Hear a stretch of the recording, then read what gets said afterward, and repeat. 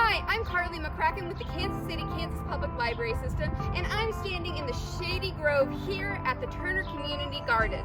Last time we filmed here, it was in March and things weren't in bloom, and we wanted to show you an update of what the garden could look like when you visit. Perfect. We're here with Beth Wyatt. She is the aquaponics, pollinator, and orchard expert here at the Turner Community Garden. Can you tell me about this system that's standing next to you? Yeah, this is the aquaponics, and people often get it confused with hydroponics, and the difference is aquaponics, we fertilize the plants with fish waste, whereas in hydroponics, it's chemically fertilize the water. And I have some test plants in here just to see, since we just set it up for the season, to see how they're doing, and they're actually doing good. They're a little bit brown, but that's because of too much sun, and they're not used to it because they came out of my kitchen. So we have the fish tank there, and then this is a porous gravel bed. And what they do is they put this porous clay in a furnace of like over 1,000 degrees, and what it does is make it light, so you can dig through it. It's aeration, and this is an ebb and flow bed, because the plant roots cannot always sit in water or they're going to rot. So this will drain down and then it fills up. This is a floating raft bed, and I have no plants in it since it's the beginning of the season, but it floats and it receives its air from these air stones that are around the system. And this system was first developed thousands of years ago by the Aztec Indians on the rivers. So it's been around for a long time, but what's really amazing about this is a way, this whole system is a way to teach another form of growing produce. So the kids love it, they love the fish, and we can lift these rafts up in the summer and they can see all the roots hanging underneath, and it kind of gives them a really good concept of the root system, which you normally don't see when it's in soil. So I started at the Turner Community Garden at the end of 2017. I retired and I took the Master Gardener program, which is just an amazing program. But you do have to provide volunteer hours to the community, so I chose the Turner Community Garden. And this has become one of my pet projects. Calvin and Jim taught me how to run the system. I still depend on them, but I don't know if they knew what they was asking for, because I took the whole hoop house over. And they used to have tomatoes planted in the soil beds. And I asked them if I could switch it up, just because the kids come down every year, something new, and I said I want to raise pollinator flowers and milkweed, and I want to raise monarch butterflies, and because there is a little shortage on monarch butterflies. So the first year we had really good success. From 3 butterflies that we captured, we released approximately 100. Wow. So it was more than I anticipated. We were running out of milkweed. It's like, anyone that has milkweed, please bring it down.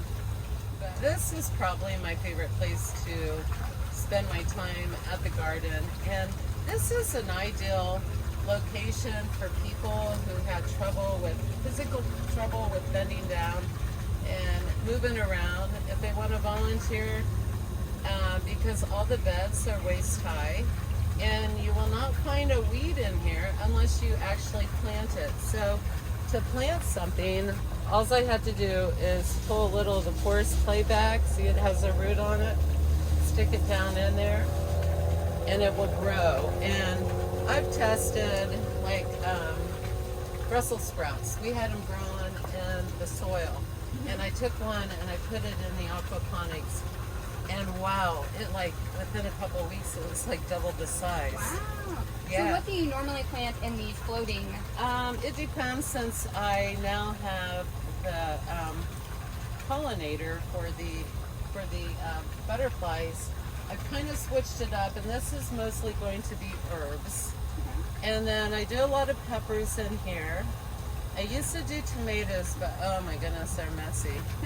So I don't know. I'll plant a couple other things besides peppers, but I already have the peppers growing. And I have, what goes in here is these little rock wool plugs. And they're about that big around. And you put one seed on it and germinate it. And then once you start getting roots growing through the bottom of the rock wool, which is about that tall, then you put the plugs in here. You caught me doing a water test, and I need to make sure that all the chemicals in the aquaponics is not going to be harmful to the fish or to the plants. I had a problem with the ammonia being too high, and so when I first received the 50 tilapia fish that were about a half inch, they're probably not much more than a half inch now, I had to put them in a cooler because I had too much ammonia in the system until it came down. And I did get it down, but with our cool nights, the water's still pretty cold for those little fries. So I have 2 heaters in the fish tank that they can swim around and stay warm. And when you put fish this big in that giant 250-gallon tank, you don't see them, they're at the bottom, but you just assume they're fine. I have had a couple little floaters, and that's how you know if one succumbed to death. Otherwise, right now, everything's working. Now, do the fish get big enough to actually see in the tank? Oh yeah. Oh yeah? Oh yeah, they get big enough, and then I let, like when the Turner community kids come down, I give them all like little handfuls of food. And then I hide my food so they don't go back for another one and overfeed them, and let them feed the fish because they'll come up and eat them. And about when do you get the caterpillars that you raise in here, correct? Yeah, I have about a month, a little more than a month, and then they're going to, and then butterflies will start coming around. We captured 3 last year, and then we raised about 100. And it's just amazing though for the kids. But right now I'm working on growing my pollinator plants and my milkweed. I lost some milkweed that I planted to these little slugs. Yeah. So I try not to use any chemical in this whole hoop house. But when it comes to little slugs eating on my milkweed, I'm going to use some slug killer. Any future visitors coming to the Turner Community Garden, are they able to come into this hoop house and see the butterflies, caterpillars, fish, and everything? Yes, we love it to have visitors because every year something new is added to this garden. And I think that's what keeps them coming back. And now we're going to have a picnic area up here, which is under the shade. Other than me, you've got a lot of privacy, you know. There might be someone working in one of their garden plots, but it's a nice place to sit down and have your lunch or have a picnic. We have picnic areas down there, and we're just making it more and more community friendly, I think, every year. And the only thing I can say is we sure could use some more volunteers. Yeah. We've got our hands full. Well, thank you so much for making time for us today and sharing everything with us in this wonderful hoop house.